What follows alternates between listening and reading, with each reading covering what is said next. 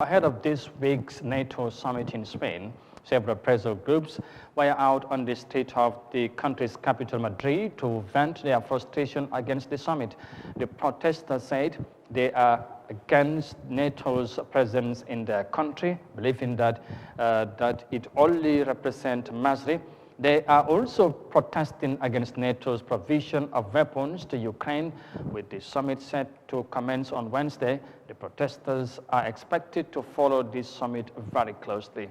Here's more details of that in this report. Thousands of protesters took to the streets in central Madrid on Sunday.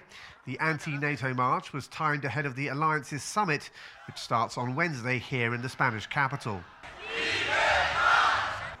Many of the groups involved took part in a summit for peace, debating the world order and the future of security for different countries around the globe.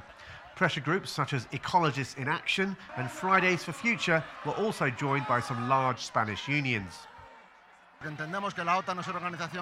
We think NATO is a criminal organisation that doesn't help the working classes. With them, it's just war and misery. So we don't want NATO in our country. That's why we're protesting. Now, the hugely anticipated NATO summit will follow on from the G7 leaders meeting currently taking place in Germany. Now, Sweden and Finland have applied for NATO membership, and the Ukrainian President, Volodymyr Zelensky, is expected to address the organisation via video link. A second protest on Wednesday was due to take place to coincide with a working lunch of NATO leaders and heads of state close to the Prado Museum. The Spanish government decided to ban that for security reasons.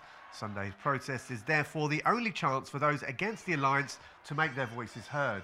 We are protesting against the policies of NATO, and we are against them giving weapons to Ukraine. We are protesting against NATO, who have organised their summit in Spain right here in Madrid. They've been causing genocide and wars for 40 years, all financed by capitalism, so we're here to protest against that. World leaders are expected to fly in on Tuesday ahead of what many experts believe could be the most significant NATO summit since the end of the Cold War. No doubt the protesters here and many around the world will follow the event closely to see what decisions are made over the next few days.